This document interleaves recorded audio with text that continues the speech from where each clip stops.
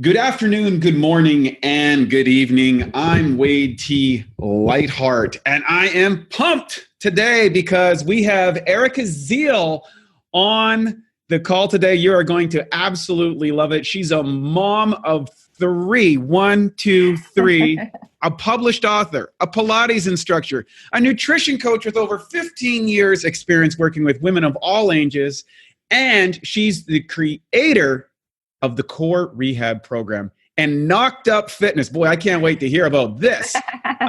Erica holds a bachelor's degree in Kinesiology and Health from Iowa State University, is a certified personal trainer. We talked about it, Pilates instructor, nutritionist, and she published the book Knocked Up Fitness, Guide to Pregnancy, sorry about that, in 2014. Erica, welcome to the show. Thanks, Wade. I'm excited to be here. Yeah, well, we were on your show a couple weeks ago, and I was so pumped to do that and to get you on our show because I think you offer some really important issues, some core issues, if you will, that yes. that people need to hear about it. I was a personal trainer and in the past, Matt and I who started Bioptimizers, and we can relate to this. But let's go back to your backstory, your background, where you're from, how you get started, what got you into this whole thing. Tell our listeners all about that. Okay, so it's very interesting, and even my mom to this day says, I don't know where you got your movement bug from, because it didn't come from my family.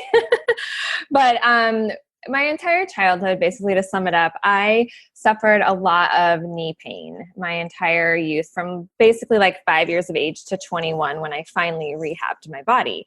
And I loved to do all sorts of athletics, but I was always injured and in so much pain all the time. Took, I'm sure, way too much Motrin as a child, which probably did not help any health stuff, which I don't take it anymore, ever. And so that all brought me to when I was a junior in high school. My mom had taken me to different doctors because they kept saying, oh, it's growing pain, she's going to outgrow it. Well, I never outgrew it. It just was always there. And finally, at the Mayo Clinic, they do all sorts of stuff. And they're like, well, you need to strengthen your knees. And like, at the surface, that sounds so simple. Like, why had nobody ever said, Erica, all you need to do is strengthen your knees and your pain could go away? And so that is really actually, I would say, the tipping point that like propelled me to start strength training. So I would be in the gym. We actually had a really awesome football coach and strength and conditioning coach at Boone High when I was there back here in the Midwest in Iowa, small town. And he actually was the first one. He was really big into form, which I'm like, you look back at your past, and I had some very instrumental people in my life that gave me even just a little nugget of something that kind of seeded like interest in things. So that was kind of my first start to, was learning actually how to do Olympic lifting a little bit, not heavy weights, of course, but, and then from there, it propelled my interest to study exercise science at Iowa State. And then from there, was interested in Pilates. And I remember teaching just mat Pilates at Iowa State and thought it was just the most wonderful thing. It was interesting. There was a kind of a path there at one point where I was doing exercise science and I was doing personal training at Iowa State, and I was also taking group fitness classes so I could be a group fitness instructor, because that's just like what you did to add an extra experience. And when you're in that realm, you tend to be a little bit of an over exerciser. So that definitely was a kind of a key thing for me back then that I learned a lot from. And it was interesting at one point in studying or in practicing all the group fitness, routines, was like, you learned everything, a little bit of everything. And at one point my instructor said, well, Erica, you have to make a choice. And I was either going to do kickboxing, which is like fun and all, or mat Pilates. And she kept saying, well, you should do mat Pilates because you really have this little knack for like teaching it, even though part of me really wanted to do kickboxing. And I was like, had I not chosen mat Pilates, would things be very different? You know what I mean? How things purposely happen.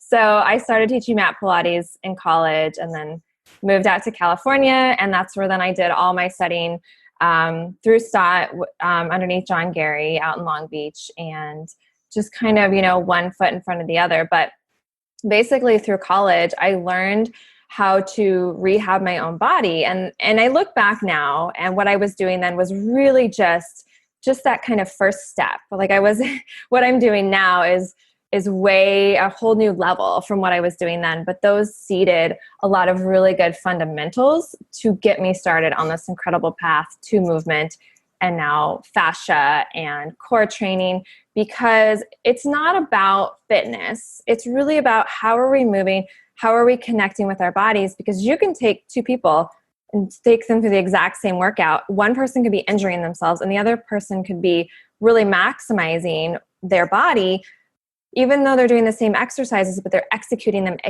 extremely differently. So, kind of fast forward, and that's really what I'm doing now is teaching effectiveness of movement. That's great. I think you bring up a really good point. And one of the issues that I have with some of the quote unquote group fitness classes is that they're geared to this kind of middle road, but there's a big variance between body types, leverage limbs, what the state of their fascia might be, what's their intensity capabilities, and if without handling those variances, oftentimes people do set themselves up for injury. And you mentioned a couple things I think is pretty interesting. So what would you say be as kind of concise as possible, because it's a big thing. What would you say your difference is between Olympic style lifting, Pilates, and core training, and what might be the similar components? Because I think that that's a pretty wide range of lifting styles or training styles, I should say, appropriately. Could you briefly share with people the difference between those disciplines, and then how you've kind of systematically put them all together? As you said, that you've kind of seen the benefits of each one and built upon those. Absolutely. Okay, I want to kind of reverse engineer that. First and foremost, it really is about form. And that was taught to me when I was like 17, 18. And I feel that we're not teaching that enough to our What do you mean for the listeners by form? Form. So it's basically how is our movement, or how is our body moving and connecting through that exercise? How are we executing that exercise? And so for me, when I was, back late teenage years learning, Olympic style lifting with the big weights, but they were like the plastic ones. So it looked like you were lifting a lot, but you were. So I was lifting within a realm that was challenge, but not too much for me. And I think that's a big, big thing for our listeners to understand when it comes to lifting, resistance training, Olympic lifting, CrossFit, anything like that, where it's like super intense or heavy, is making sure that you're not lifting too heavy, because that's where injury happens. So it was really drilled into me to how to execute them correctly. And that was just a game changer for me. And so it was really all about like connecting through my muscles, making sure the right muscles were engaged. And that's then how I got stronger and eventually was able to rehab my knees, not only through strength, but also stability as a big thing through there. Because then I also, BOSU was a big thing, was like new when I was in college. Right. And that was a game changer for me. I used to teach like BOSU classes. Wow. And I know. Cutting edge at the time, right? It was. I haven't talked about this in a decade. I kind of forgot about it. But so it was all about form, technique, when you're lifting heavy, especially because if you're lifting a heavy load and you're not executing it correctly, that's when people blow out their back or bust a knee or do all sorts of things. And then you've got an injury, you've got to then you can't do what you're doing and you've got to step way back and rehab it, so not to get too off. So then the Pilates. So the Pilates came in, again, I learned it initially more like mat style Pilates, which was great. And that's what we had. Can you explain the different styles, like mat style? Yeah. Because some people might not know what those are. So I want to absolutely. Break them. So yes, and I forget that sometimes too, that I start talking about Pilates and people have no idea really what I'm talking about. So Pilates on the mat is really, full body exercises. Again, it has a really big emphasis on core. So that's when probably my initial really big awareness on the core. And I'm not just talking about abdominals. It's really thinking from the base of your pelvis, your pelvic floor, all the way through your torso, your shoulders technically could kind of be a part of your core, or at least underneath your shoulders. Like we tend to not think about like our rib cage and like underneath our chest and all that fascia that's in our body really being involved in our core. So breath plays a big role in that, learning how to connect breath with your core. And so that was really introduced to me through, some basic fundamentals of Pilates, and you're using your body to do different movements on a mat. And that's all you need is your body and a mat. And it's all about like a flow and sequencing is really what Pilates is there for. Joseph Pilates, the guy that created Pilates, he really did it. And it was a way to like rehab his body and help keep him strong and all of that. And then, since then it's morphed into different sorts of modalities. And you could even say today, like I have my own style that I teach of Pilates. And what I tend to do more of for myself personally, and when I do one-on-one training with clients, I take them through movements on Pilates equipment, which is like the reformer. A lot of people probably have heard of the reformer. I have a chair, looks like a chair. Some people call it a torture chair.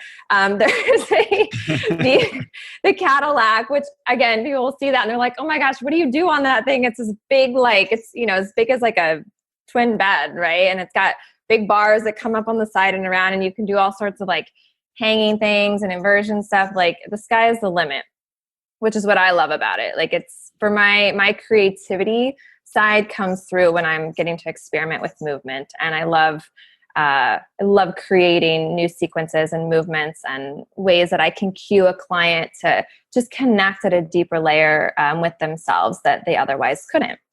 So I went through all of that training. And then from there, really, I started discovering with the core training I was doing, I was working with, I would say I really noticed it after when my second was born. And basically his birth was a little traumatic. He was a nuchal cord baby where the cord is like wrapped around their neck. So when in that situation, when mom is pushing baby out, their heart rate plummets for the baby. Well, doctor will not let mom push very long at all because it's hard on baby, right? And because obviously it's like they're getting, strangled with each push. And I was able to push him out in just 3 pushes, and she wasn't going to let me go any longer. She would have run me back to, emergency C-section, right. Which I'm all for. Cesareans are there for that reason, and that's great. But for me personally, that was would not have been my personal, choice to have a cesarean. And so anyway, after the fact, down the road, it kind of started coming up, and I was working with more and more women and pregnant moms, and it started coming about that my moms were getting stronger during their pregnancies. They were having easier labors. They were minimizing, not to get too TMI, but minimizing tearing, which really affects their recovery and the quality of life. And so that's a big deal with that we can do so much with movement, and how women in particularly. Now I will make a side note because I know you have men in your audience that the same techniques, essentially, except for my birth prep stuff, right? But the same techniques to strengthening your deep core that I teach today, they work for men as well. And men can have as many, core issues as women can. It's just that our anatomy is a little different. So women tend to have things that are maybe more exacerbated is probably a good word, and brought on by childbirth. We don't actually have to push a child out of our body. Right. That is a big difference. It's a big difference.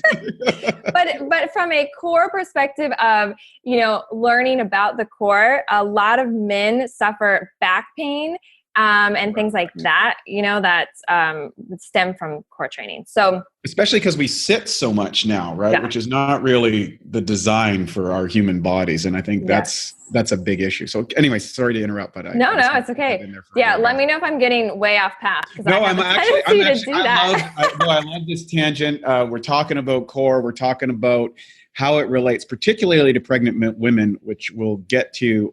Knocked Up Fitness, which I believe is a correlation here. But yes. Keep going on this because I think this is a fascinating title. And I think it's something that every woman should know about, because I think a lot of people are going into birthing situations. Men and women are preparing for it, but they really don't understand how effective this type of training is to make the pregnancy smooth. And a lot of complications can be avoided if they would incorporate this. So keep going. Exactly. And that's my point of sharing the story. Now, I know we don't want to talk about pregnancy a lot, but, even for men listening that have a wife, or down the road, I think it's so powerful. So that for me was kind of a big light bulb moment that I was like, whoa, I'm like onto something in a sense that I just kind of started developing and creating. And it just kind of continued to morph from there. And I just started diving into more core research and all that. And really started to realize, what I'm working here is we're training the fascia more than we're training the muscular system of the human body. So I will tell you, I will always be grateful for all the pregnant women that I have worked with, because it taught me more about core and fascia than probably any other application in a sense, because I got to see it and experience it. And when you see a woman who, again, quote, just to mention about pregnancy, it's just kind of talked about as like, oh, you're supposed to suffer this, or you're supposed to suffer that, or you are going to get weaker, but you know what? You don't have to. And so that's fascinating. And it really can improve a woman's quality of life. And even for women that may never have, maybe you don't think you're going to have a baby, or you're like, that's like years away for me. Like the sooner you start, the better. And on the flip side of that, it's never too late to really learn how to connect with your body. Because we get that question all the time. I get, women that are 20, 30 years, postpartum, because once postpartum, always postpartum. People don't like that, but it really are. If you've ever had a baby, you're technically, postpartum. And, it's never too late to learn to reconnect with your body and heal things that were never once healed.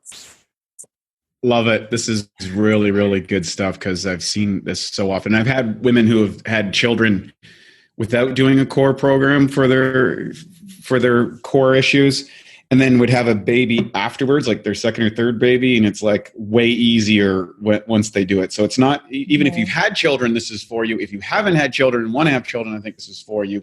Yeah. Can you explain to me, because you have two different programs, and I want to know the difference maybe between the two that you were talking about, the Core Rehab program and Knocked Up Fitness. So I think there's some similarities, but that there might be some differences. Can you explain those two things for our listeners today of the differentiation? Absolutely. So, Knocked Up Fitness started as really more kind of an idea in a blog years ago. And then when I got pregnant with my third, I decided, you know what, we are lacking in the world of prenatal workouts in DVD format at this time. Like, so much has changed in this arena of online world when I look at my career and the stuff that I've done. It goes in dog years, right? Like 1 year in online is like 7 years. And my youngest is 7 now. And so it was 8 years ago that I was like, I'm making my own fitness DVD, and it's going to be a prenatal workout with more appropriate core training, because the core training that was out there was actually could be making aches and pains and pelvic floor issues worse, and diastasis recti and those types of things. So I recognized that, and I was like, let's change this and let's, make a difference in the world. So I did that. I did it all myself, and I learned a lot from creating and producing basically your own, DVDs. It was a good first step in the right direction. And then I wrote a book what year was it? I don't remember. You said it even. But anyway, so then it was just, I kind of kept going like one foot in front of the other with creating stuff around this whole, brand of Knocked Up Fitness, with teaching women knowledge about their core training, safe and effective core exercises. And side note, any exercise that is a pregnancy exercise is really good for people that aren't pregnant, because it's a safer core movement. And so that's how I always like to put it that way. And then since then we've created 2 other prenatal DVDs, but have since really moved stuff online into a membership format, because I want my moms to have a system to follow, right? So they have workouts, they know exactly what to do. And what wasn't on the DVDs that's now in the membership that I realized, was a missing piece, was the educational tutorials to really teach women how to connect with their core from a strengthening perspective, but also how to learn how to release and relax. And we don't talk enough about that, because when, we talk about diastasis recti in particular, which is when the abdominals separate, and men can get that as well, by the way. And it doesn't just come from pregnancy. Like babies can be born with, like a lot of babies when they're born, they have, because their linea alba hasn't come together. They have the bigger bellies, So some people can be more born with it, but pregnancy tends to exacerbate it or cause it for a lot of women. And by really taking the time when you're pregnant to learn how to move correctly, how to connect with your core, which I always say that pregnancy is the best time for women to learn about their core in a whole nother level that they are never going to have the opportunity to ever in their life, because they have a baby inside. So there's so much more, from a fascial perspective. When you have a baby inside your belly, you have something inside to like hug and squeeze, and you can feel. So that's a big way for women to be able to, just dive in deeper with more body awareness. That's really great. And now for a Bioptimizers fixed digestion tip: rapid cheat meal relief. Research shows that cheat meals can actually be an effective way to boost your metabolism. One key weight loss hormone, leptin, can be increased by up to 30% following a cheat meal. The challenge with the cheat meals is that all those extra calories and lower food quality can be hard to digest, which means you could be totally sidelined with a food coma after big cheat meals.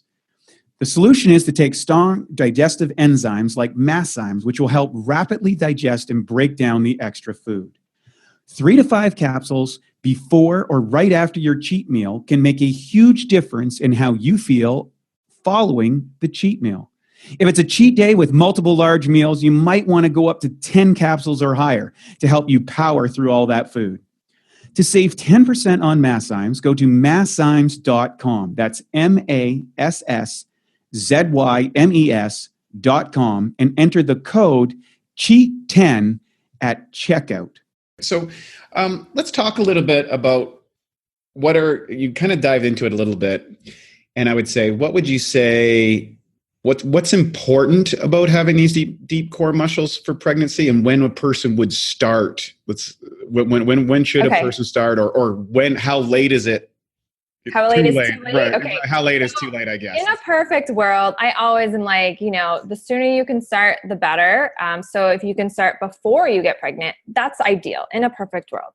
But it doesn't matter, honestly. Even if you have, because we'll get women that reach out to us and they're like, oh my gosh, I'm due next week. Erica, can I learn anything? And we're like, yes, because there's this little bit of just taking even like a couple sessions of learning how to connect the breath into your core and your pelvic floor, and learning how to release and relax.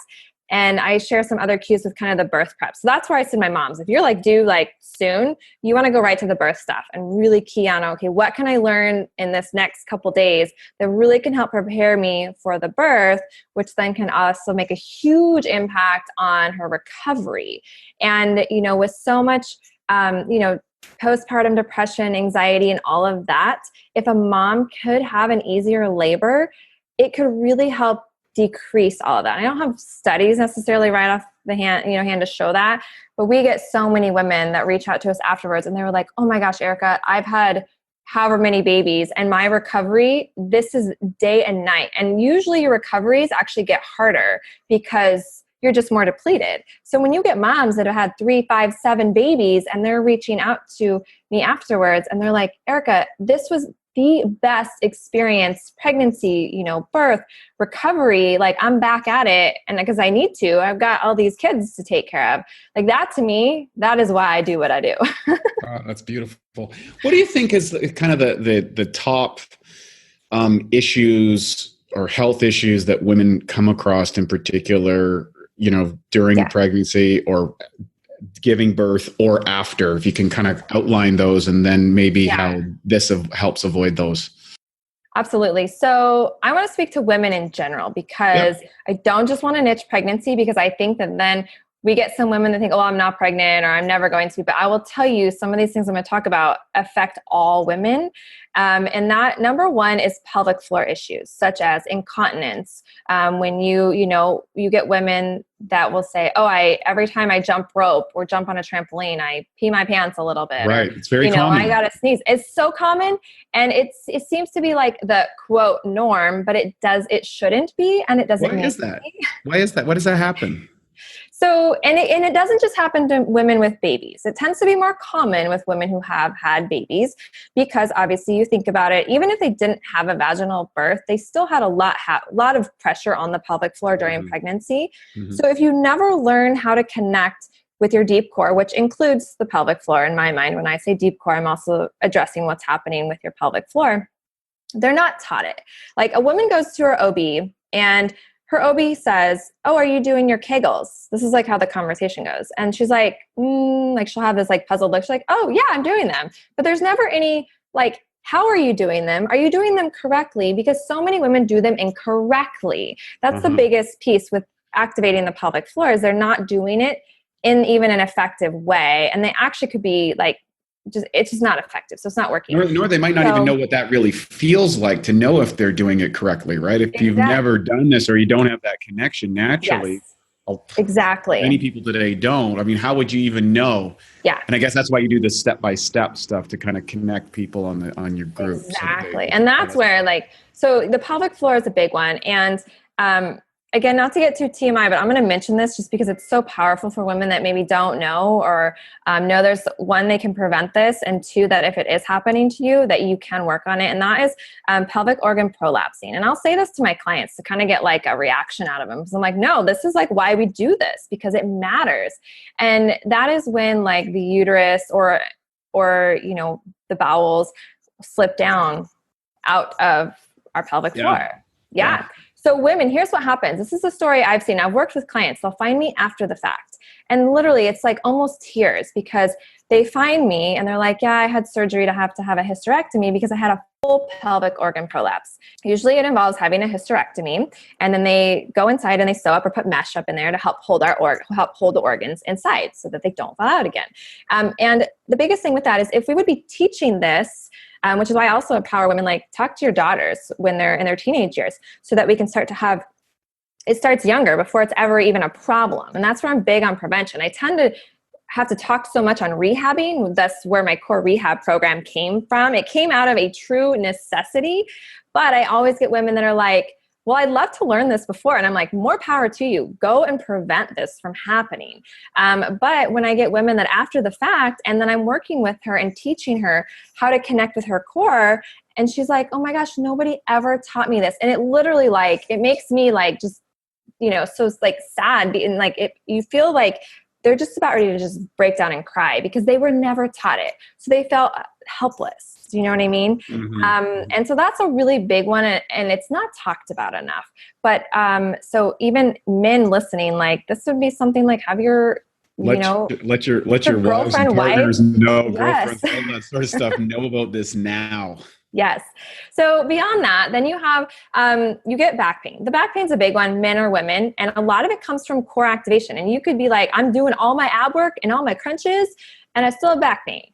Okay. So on that topic, it's because you're not connecting correctly through the core. I see it all the time. And I actually see it. I see it with men in particular. And I see it with my women that are like huge on lifting, really heavy. I'm going to say it, CrossFit, but I'm not calling out CrossFit because it can be really, it's all in how it's executed. It just tends to be that mentality of go hard or go home. And the problem with that is when we're just working on building the abdominal strength, like the rectus abdominals, we're actually could be putting pressure into our spine and creating compression and all sorts of stuff that really is actually exacerbating any back pain. And that's one of the biggest things. So when, like my Core Rehab program, for instance, one of the first things, I get so many women say is, Erica, my back pain is gone in like literally the first week.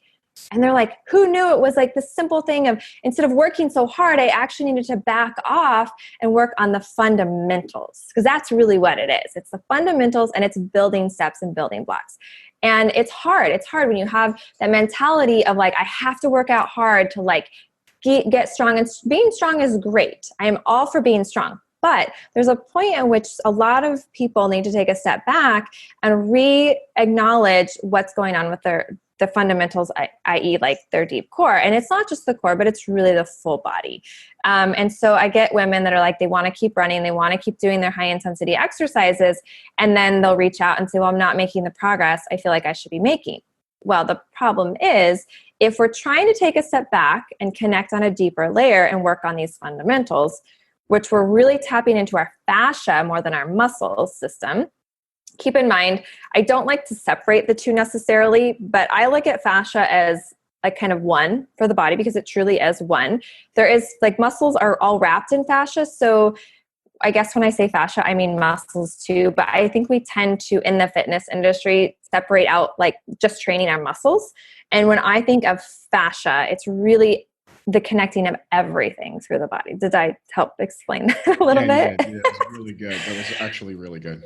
Yeah. So when someone goes and they're really wanting to rehab their core to get rid of back pain, pelvic floor issues, neck pain, all that, and they're working on the fundamentals of trying to find those deep layers, you have to be patient with your body, and you can't go out and do a hard, intense workout, because that's going to fight that. Now, it's just a for now thing. And I want to be really clear with that, because so many people are like, they get antsy to be like, oh, I couldn't stop those. But if you're in it for the long haul, like Wade and I are, to be like, no, we're going to have like a long or quality of life, right? It might mean that with your movement, and I feel like we talk about this with like nutrition and stuff, right? Like dieting, and I don't know, maybe you could think of it like that. Like, this isn't a forever thing. This is a for now. I need to back off on my high intensity exercises that actually could be causing the pain in my body. Let me learn how to connect with my body, because I've probably never been taught. That's really what it comes down to. Most people they don't even know this stuff. And then as I'm getting stronger, then you can start to weave slowly back in your more high intensity exercises. And before you know it, 6 months down the road, maybe longer, everybody's bodies are different. All of a sudden you go for a run and you're like, man, that was the best, the strongest, most connected run I've ever had in my entire life. Like it's amazing. It's one of the things I noticed, probably the biggest difference between Eastern forms of exercise from Asia and stuff, which oftentimes really focus on the core components first, whether it's the martial arts or Tai Chi or yoga or these type of practices, really tied into that, where in the West, we tend to be more focused on the kind of external cosmetic components. But I think there's a benefit by fusing both of them. Yes. And I think that's why not have both? And I think that's a great work that you're doing in regards to that. What are some other health issues that are common for women in pregnancy that you've seen related to this topic, if there's any other ones? Energy is the one that comes to mind. And that's usually the number one reason why women don't exercise, is because they say, I'm too tired, I don't have the energy. And my comment to that always is, okay, well, find, pick one of our short workouts or one of the tutorials, or just pick an exercise that does help you feel good about your body, and just do something. And if you start, it's at like one foot in front of the other. If you just do one little thing to help you to connect your body, it can do two things. One, it can absolutely improve your energy. And two, you're waking up those deep fascial layers, especially if it's a core focus or a full body. And when I say full body, everything I teach is always, even if you're doing a bicep curl, like, what's your core doing? It's not, we don't work independent pieces of our body ever. But that's the big one. And so a lot of times, if you start doing a little bit, it will improve your energy, and you're reminding your body to stay connected. And that's a really big key piece. That's like a next piece, I guess I would say, that I teach is, we're all busy and we can all have days of lacking energy. But if we learn the fundamentals of our body, of our core, regardless of pregnancy or not, And you learn those pieces and you learn how to implement them into your day. And then all of a sudden, when life happens and you don't get a chance to do your workouts as much as you want, you actually stayed a lot stronger because you kept those fascial layers engaged more correctly. Like they were working to hold up our body. Like right now I'm working at my standing desk here doing our interview. And I don't stand all day, every day. There are times, like, I don't think it's healthy to stand all the time either, because if we get tired, then we tend to, fall into our joints, right? So you have to be aware of those things. But learning how to carry our body, thus posture, is a big one. But it's not just about standing straight. It's about how are you standing? Are you connecting through your core? So that helps anybody, but it really helps the pregnant mamas too, because it's really easy with the postural shifts to tend to want to hang out into your back. And so by learning about the deep core and how to connect correctly, that really can be a game changer for how she feels, specifically with that darn back pain that doesn't need to be. Beautiful. So you talked about, you have the pre and postnatal instruction training courses. I think we touched on that. So that you're this allows you to reach out to women and kind of get them. Can you talk about what that is all about? Who's it for? And what is the ultimate benefit? Because I think this is a great idea. Tell me about a little bit about that program. So the instructor course that I teach, it originally designed more for personal trainers, Pilates, yoga instructors, and doulas, midwives, people that want to really understand movement better for pregnancy and early postpartum. And my biggest thing to this, where I really differentiate, because we talk a lot about, or I don't say we, it is talked a lot about, what are the modifications for first trimester, second trimester, third trimester. Well, my issue with that is because everybody's bodies are so different that really doesn't play a big factor. My piece in my course on that is the shortest piece of the entire course, because what I really want to get across and teach those, and I actually find it's not just instructors. We get a lot of women that do the prenatal membership or Core Rehab membership, and then they're like, wow, I want to learn the why behind it and understand it even more, because I want to do what you're doing, Erica, which I love that I can inspire other women to want to do this. And so that's what this course is really for. But it's the biggest key piece that I teach in there is the variables to training during pregnancy, because I kind of explain it in if you start at the beginning of pregnancy, you get your woman who hasn't really ever done any movement. She's not an exerciser, and she's like, I don't know what to do, but I do know that it will be good for me to learn how to move. And it's not just the movement, right? There's research out there that cardio and all that and how it can benefit the baby. And I'm all for that. But not every woman can really do a lot of cardio for one reason or the other. She doesn't feel good or whatever, but she can do a lot of this deep core training that really can benefit her body. And we just don't have the studies there necessarily to show the correlation to that like we do the cardio training. But say you take a woman at the beginning of a pregnancy, she really hasn't worked out, but you teach her these skills, and by the end of her pregnancy, she's doing more than she was at the beginning. Now she's doing them smartly. She's not doing crazy stuff. We follow okay, what are modifications we may need to tweak, but what are exercises that she now has better balance. She now has better core connection and strength. It's not just about strength. It's about connection. And, she's doing a little more cardio at the end than she was at the beginning. And then you take your mom on the opposite end of the spectrum that was doing those high intensity exercises, and she actually may need to work more on how to release and relax in the beginning. So we got to really pull her way back. And then we just see where her pregnancy goes. And she may end up being kind of that same level at the end of her pregnancy as the mom who wasn't working out before. Or, there's everything in the middle. But I'm really big on teaching fundamentals and modifications. So any instructor that goes through there, they're going to come out, or someone who's just interested in learning more, is understanding the why behind when can I take this client of mine or this mom and make her exercise harder, or when do I need to pull it back and modify it? And there is nothing wrong with modifying. I have to say this because in the fitness industry, I feel like it's that whole kind of go hard or go home, or we're always striving to do a more advanced exercise, right? Well, that may actually, again, like I talked about before, with doing the high intensity exercises with the core, it's the same thing. Maybe that advanced exercise isn't right for your body right now, but if you modify it back, all of a sudden you've found an exercise that is doing incredible things for your body. So it's really about variables and modifying and teaching the fundamentals of core and learning that. And then obviously you learn programming and all of that.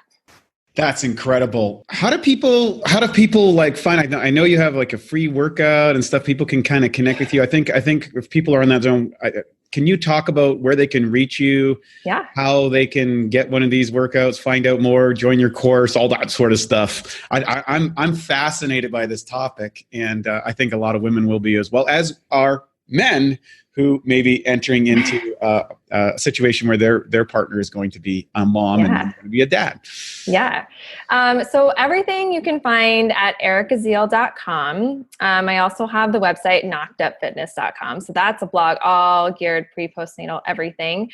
But at my ericaziel.com, we have an opt-in where you can sign up there you'll get a free, it's my fascial flow workout, which is really kind of a general workout to give you a little taste of what I like to teach. And the fascia flow is just a really good name for it. So it kind of says it all. And I'm really big on, obviously, I talk it more about movement, less about fitness. And you can learn some pieces and start implementing them right away into your day. But then from there, you'll also find we have I've got some free postpartum workouts and pregnancy workouts. And I also have my podcasts that Wade already mentioned, the Core Connections podcast. And there's already a lot of information that we've talked about geared around pregnancy, postpartum, diastasis, core, fascia, like you name it. That's where it came from, because this whole idea around core, I look at it as it's not just about fitness, right? There's so much more that our core is involved in, and it can affect us in so many positive ways. So everything's at ericaziel.com. You'll find all my programs and everything there. Erica Ziel, this has been an enlightening conversation. And man, I can't encourage people enough. If you're thinking about having a child, men, women, whatever, go to this site. Find out. I've been on the site. It's an incredible resource. Podcast is awesome. And, people need to know this information. This can just avoid so many problems, so many challenges. It's conversations that your doctor's not going to have with you. It's something that you need to get in touch with. So ladies, gentlemen, whoever out there, go over to Erica Ziel's place. Thank you so much for being on the show today. This, it's the Awesome Health Podcast, and you were absolutely awesome today. So thank you so much. We'll put all the links in the show notes for everyone, and make sure you check out Erica Ziel, knockedupfitness.com. Get your core on track, get your kids pushed out fast and furious, because you got 3 kids on your own you got to get back to. Thanks so much for joining us today. Wade T. Lightheart in the Awesome Health Podcast with Erica Ziel. Get your core fixed today. Thank you very much. And now for a Bioptimizers fixed digestion tip. Turn cultured foods into superfoods. Raw fermented foods like sauerkraut and low sugar, live yogurt can be good for you, but rarely have enough of the right probiotic strains for therapeutic benefit. So here's a way that you can turn them into superfoods. What I do is I get some raw sauerkraut or a healthy yogurt. Ideally, it's grass-fed or coconut-based, and you can empty 3 caps of P3OM into a container and mix it up thoroughly. Leave it at room temperature for a couple of hours before putting it back into the fridge. And what's going to happen is these probiotic levels will be multiplied. In fact, it doubles every 20 minutes. And then what you're going to get is you're going to have a food with strong proteolytic activity. To learn more about P3OM and why its patented strains make it the strongest probiotic available, go to www.bioptimizers.com. Thank you for listening to the Bioptimizers Awesome Health Podcast. You can find more information at bioptimizers.com.